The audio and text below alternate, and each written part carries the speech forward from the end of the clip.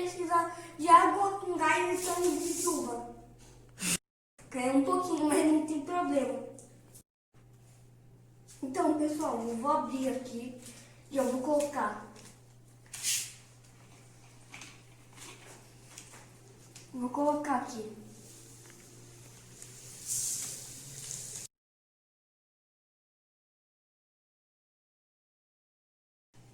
Ô, gente, então, eu não sabia que ia colocar muito e também ia voar.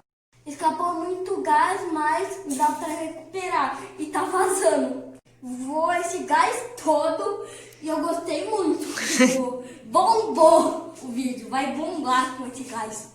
Agora sobrou pra limpar aqui. Vou chacoalhar a garrafa que não tem perigo de explodir.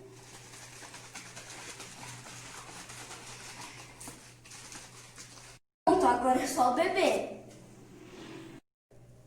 A primeira vez que eu fiz isso, meio que foi na casa do meu melhor amigo e deu certo.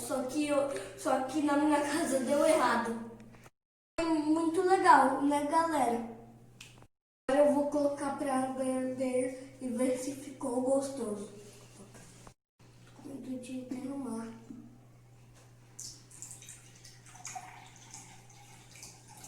Pessoal, tô colocando. O açúcar é opcional. Então, pessoal, eu vou pôr açúcar. Se vocês não gostarem sem açúcar, ficou muito bom. Deixa o like, se inscreve no canal, ativa o sininho